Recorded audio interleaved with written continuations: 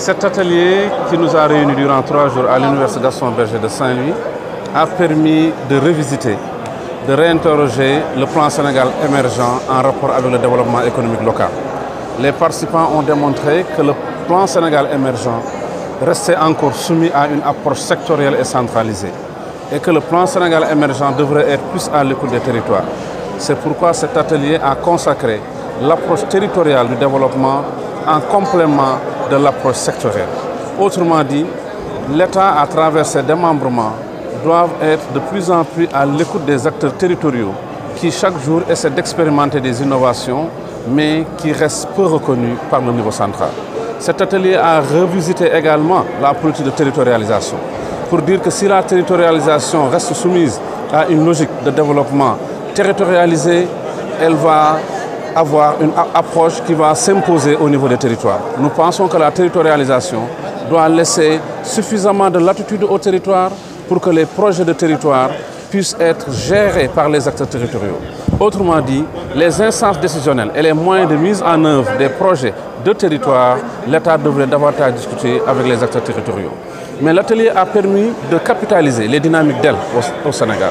L'atelier, par rapport à l'atelier de 2012, qui était le premier atelier, l'atelier a permis de voir que la dynamique d'elle au Sénégal avait dépassé la phase d'implémentation. Nous sommes dans une phase d'expérimentation et de maturation à l'échelle nationale, à travers certainement diverses dynamiques au niveau des territoires, mais au niveau général, le DEL semble être bien implanté.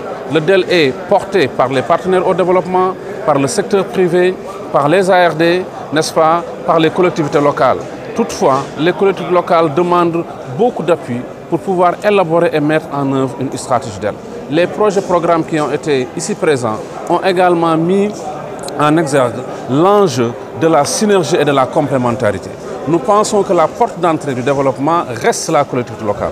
C'est pourquoi les partenaires au développement ont confirmé leur volonté de venir s'arrimer aux documents de planification déjà élaborés par les collectivités locales en vue d'appuyer le développement territorial. L'atelier, enfin, a permis de mettre l'accent sur un élément très important, le repositionnement des universités territoriales par rapport au développement territorial.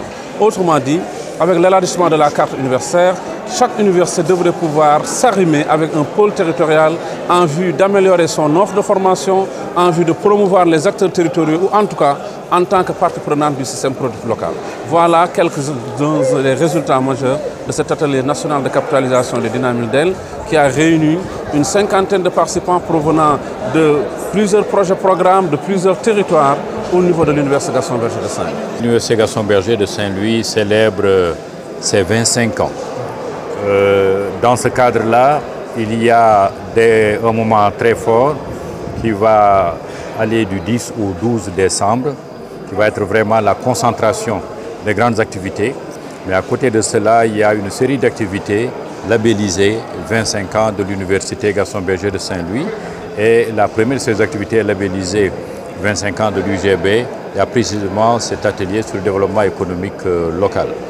Alors, l'Université Gaston Berger célèbre ses 25 ans, un quart de siècle, ça se fête, mais ça va être aussi l'occasion d'une introspection. L'Université Gaston Berger, au bout de 25 ans, nous sommes convaincus que notre institution a fait un travail extrêmement important pour notre pays, pour contribuer au développement économique, social et culturel de notre pays, par la formation de ressources humaines de très grande qualité, par une recherche pertinente et des services à la communauté. Et cet atelier que nous venons de vivre est justement une illustration des services à la communauté, parce qu'il s'agit de bien réfléchir sur les meilleures stratégies pour l'amélioration de l'accompagnement des populations locales.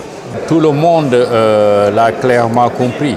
Et au cœur, en fait, du PSE, il y a le capital humain. Parce que l'être humain, comme aimait à le dire notre premier président, le président Léopold Sédar Senghor, l'homme, au sens générique, est au début et à la fin du développement. Et le chef de l'État lui-même, au moment de fixer les orientations, a insisté sur la dimension ressources humaines de qualité. Et le rôle de l'université est précisément de contribuer à la formation des ressources humaines de qualité capables de porter le développement. Donc, que ce soit en matière de conception des politiques, en matière de conception des stratégies de développement, qu'en matière aussi de portage, que ce soit par des ingénieurs, par toutes sortes d'experts. Évidemment, l'université n'a pas l'exclusivité, mais l'université a un rôle déterminant à jouer.